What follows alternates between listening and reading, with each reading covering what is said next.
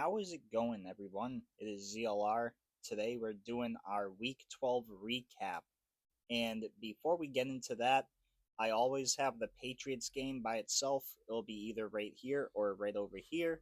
And you guys might also be wondering, why do you have a heavy ass jacket on, ZLR? Well, I wanted to show you guys off this new jacket.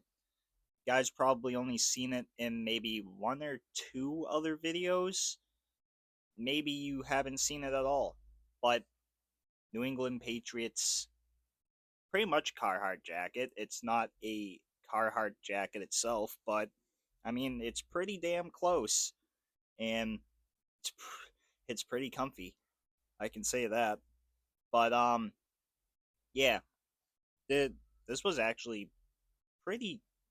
It was pretty cheap for a jacket too, like this. I think it was like $50, something like that. When like a actual Carhartt's like 80 to 100, something like that. So that's pretty nice. But we also did see this morning, when I'm actually recording this, that Shane Bowen was fired as DC of the Giants, and I do hope he enjoys his time wherever he goes next. But anyway, let's get right into this recap. First, we're going to start with the Bills and Texans, with the Texans winning this one 23-19 on Thursday Night Football. And to be completely honest, a very nice game for the Texans, but probably one of the worst games for Josh Allen so far, as he had pretty much like two interceptions. I don't even think he had a touchdown passing, but if he did, I don't really remember it, unless it was like a garbage time touchdown or something like that. But the Texans, they definitely held their own. Obviously, this game was actually still pretty close, even though the Bills just did not look good in this one. And I just like how Davis Mills comes in, just does what he needs to do, and gets out of there with the win. And this actually helped the Patriots a lot too, because now we're even further ahead in our division. So thank you, Texans, for doing that. Gladly appreciated. And yeah, I kind of hope the Bills can get back to their winning ways, but I mean, after this week losing, even I believe they also lost last. No, they didn't lose last week, but they had a pretty close game with the Buccaneers until they ran away with that one. But yeah, Bills right now, they're kind of a weird team, but I definitely feel like they'll get a lot more wins. And for the Texans, you guys are probably feeling pretty good right now. Colts and Chiefs was next, with the Chiefs winning it 23-20 in overtime. You're going to see a decent amount of overtime games in this video. This one's just the first. But the Chiefs, they ran down the field during halftime, pretty much took the whole halftime, I mean not halftime, overtime, to get that field goal, and then the Colts really couldn't do much to really get anything going after that. But this game was definitely close the whole entire time. Obviously, as I always do, I I picked the Colts because obviously I just could not stop picking the Colts. And this is a reason. Even if they lose, they're losing in a really, really close game. And that's what happened here. They lost in a very, very close game. And also, the Chiefs, I know they didn't look the best in the first half. The second half looked a lot better. Um, the Colts, they looked pretty nice too. I know Michael Pittman was actually doing a decent amount of stuff out there on the field, but the Chiefs, they were just the slightly better team here, uh, at least in the second half. Seahawks and Titans. Seahawks getting the win here, 30-24, and honestly, another pretty close game. There's going to be a lot of close games this week. It's either a one possession game or the game was definitely not even close. But anyway, Seahawks, they looked really nice in this game. I believe Jackson Smith is at like 1,300 yards now, which is absolutely crazy. I don't even think anyone else is really over 1,000 yards receiving yet. I know for rushing, Jonathan Taylor is over 1,000, but other than that, the Titans, I mean, they had a hard fought game. They lost, but still pretty hard fought anyway. Um, and for the Seahawks, they're getting their wins back. I know they lost, I believe, last week. Let me just make sure on that. Yeah, they lost by 2 to the Rams last week. So this one was a pretty nice bounce back win for the Seahawks, even if it was against a pretty pitiful Titans team. Vikings and Packers. There's really not much to talk about here. The Packers absolutely beat the shit out of them. Um, the Vikings, they just could not get really anything going. Um, at this point, I bet you Justin Jefferson probably wants to get the fuck out of there. And for the Packers, oh boy, this is probably their best game that they've had since about week 2 of this season. Yeah, it's been a while since they had a very nice game like this, and a very non-stressful game too at that. But for Vikings fans, this one might have just been the nail in the coffin for you guys. I know you guys were probably wanting this win, but also at the same time, I just don't know about that team, man. They just have not looked like how they did last season at all. They should have never got rid of Sam Darnold. As you know, he's doing pretty well on the Seahawks. But yeah, the Vikings are definitely struggling right now, and I just hope that they can get through all of it. And for the Packers, I really like this game for them, and I will say this just because I like the Packers. Go Pack Go. Then we had a game that ended with a almost similar score with the Ravens and the Jets. The Ravens win this one 23-10. And obviously, the Jets are the Jets. They aren't doing good at all. And also against this Ravens team, yeah, there was no chance at all. There was no chance for them to get this win. But the Ravens, ever since Lamar Jackson came back, they've been looking really good. And now they are above 500, and if I believe, they're still right behind the Steelers as of right now, or they're right above them. I'm not too sure. You guys will probably see the standings somewhere like over here or over here, depending on where I put those. But yeah, this this AFC North race with the Steelers and the Ravens right now, it's getting pretty fun to watch, and I kind of hope that the Ravens can get above in this race. Giants and Lions. The Lions win this one 34-27 in overtime. The second overtime game for this week so far. And yeah, this one was not a good game for the Giants. They actually had the lead, and then you know what happens. They lost that lead, and they lost the game. That's why Shane Bowen was fired as DC. because they always had a lead. I think there was like 5 games this season that they had a lead, and then it just got cut down, and they lost all those games. So yeah, not a good look for the Giants right now, as they're just losing personnel everywhere.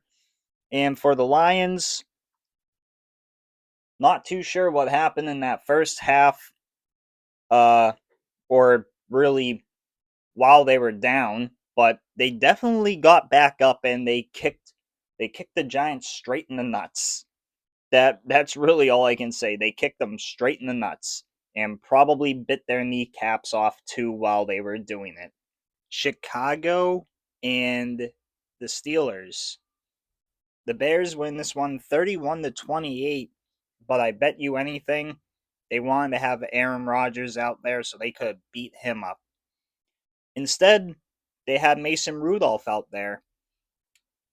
That's because Aaron Rodgers, he wanted to play this week, but with his hand injury, they just could not let him play. And honestly, for Bears fans, that probably killed all of your vibes because you guys wanted to take out the guy that is the so called owner of your team. And obviously, you did beat his team, but you didn't beat him because he didn't play. But I kind of wish you guys did play him. I was hoping he actually did play this week, but at least the Bears got the win here. They definitely needed it. I believe they're still top of their division. I'm not exactly too sure, but I think as of right now they're still on top of things. But for Steelers, oh boy, I'm not too sure what the outlook is going to look like for you guys, but you guys will either be first or second in your division. Browns and Raiders. The Browns win this one 24-10 in a game that I definitely didn't expect the friggin' Browns to win. Shador Sanders in his starting debut actually had a pretty nice game. He looked a lot better than how he did last week, I can tell you that much. And yeah, the Browns they absolutely just shit on the Raiders. I believe I heard something about like they had 10 sacks in this game too. Like that's absolutely crazy, man. I believe there was 10 sacks in this game, but I'm not too sure. Um but yeah, this one definitely I thought the Raiders were going to win, but nope. The Browns they definitely uh they definitely exceeded my expectation in this game. Definitely thought it was going to be a close one, but it was more like a one-sided affair. And honestly, I'm kind of just happy for Browns fans here just because they finally at least got to see another win. Jaguars and Cardinals. The last overtime game as of right now until we figure out what happens with the Panthers and 49ers later tonight or yesterday when you see this. But the Jaguars they won 27-24 in overtime. They looked pretty decent. Obviously, close game. Um kind of didn't expect this one to go into overtime, but I was actually very surprised it did. Um Jaguars obviously they're trying to keep their playoff hopes alive. Uh and obviously they did that by beating the Cardinals. And I do know as of right now, I believe the race for them is the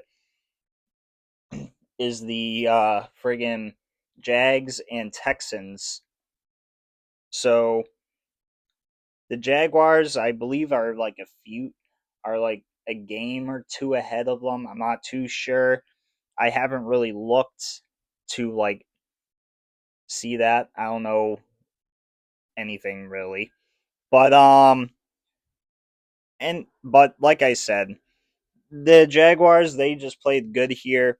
They definitely needed this win. And for the Cardinals, I'm sorry for you guys. Then we have a game that I thought was going to go into overtime but didn't. Eagles and Cowboys, with the Cowboys win at 24-21. And man, that last second field goal, that that definitely helped the Cowboys there because I don't think they wanted to go into overtime. Obviously, you know what happened in overtime for them. The last time they went into overtime this season, that ended up in a tie. They did not want that to happen this time. So they went for that. Oop, I almost just fell over. So they went for that field goal. They got the win. And for the Eagles, obviously, hard fought game here. Uh, they probably wanted it to go into overtime, but it just wasn't going to happen. And also, I do believe Saquon Barkley was blaming himself on why the Eagles have been doing not too great the last few games. He said he's practically non existent and he wants to really do more for the team, and that's understandable. I I would definitely love to see him do more for the team because I know that they just lost this game. They have 3 losses of the season, and he just wants to get out there and play even more than what he is doing already. And I can't really be mad at that. Falcons and Saints. The Falcons win this one 24-10. And honestly, I didn't even know what team was going to show up here for the Falcons. I didn't know if it was going to be the one that just beats the hell out of teams or if it was the one that gets the hell beat out of them. But it looks like they brought that first option this week and they got a win. They definitely needed this. I can say that. Um, the Falcons, obviously, they've been up and down this season, and the Saints, they've just been down, so down. But Falcons, obviously, they needed this win. Keeps their playoff hopes alive for at least another week. I know people are being eliminated from contention now, with the first team being the Giants. And we'll just have to see in the next few weeks what really happens with all these teams. But I do feel like the Falcons might be getting eliminated in the next few weeks. Last but not least, Buccaneers and Rams. Well, at least for right now, until the Panthers and 49ers game later tonight. But the Rams, this one was a BTA, man. 34-7. Whew. This one was not a good game. Not for Baker Mayfield. Not for the backup. Not for anyone. Baker Mayfield got hurt during this game. I definitely hope he's all right. It didn't look good. I do know that I think there was like 4 interceptions in total for the Buccaneers. It was stupid, dude. I think Baker had like 2. He had 2 interceptions and a touchdown before getting hurt. And yeah, I knew the Rams were going to win this game, but my God, I did not think it was going to be by this much. I definitely feel like the Rams are the biggest favorite to win the Super Bowl now. They they have just looked really good all season, and I feel like they are the best team in the NFL right now. Finally, we had the Carolina Panthers and the San Francisco 49ers on Monday Night Football, and the San Francisco 49ers winning this one 20-9 despite actually losing the turnover battle. Brock Purdy had 3 interceptions to Bryce Young's 2. They also had a forced fumble, but they actually recovered it. So the 49ers, they got lucky on that one. Uh, the 49ers, they lost the ball uh, due to the Carolina Panthers getting that forced fumble, but I guess the 49ers recovered it anyway, so that was good. This game was just not that great overall for the passing game for both sides just because of those interceptions. Um, Also, I do want to mention 2 players here that I actually felt did pretty good, other than the defense. Both defenses actually were doing pretty decent, but George Kittle, 78 yards receiving. Not too much, but he did what he had to do. And for another 49ers player, we had Christian McCaffrey, 89 yards and a touchdown on the ground while also having 53 yards receiving. That's pretty nice. And for people who had him on fantasy, you guys are probably happy. But there's not really much else I wanted to say about that game. So I am going to end it off here. I hope you guys like, subscribe, comment, do really whatever you want to do. And as always, I will see you all in the next one. See you around.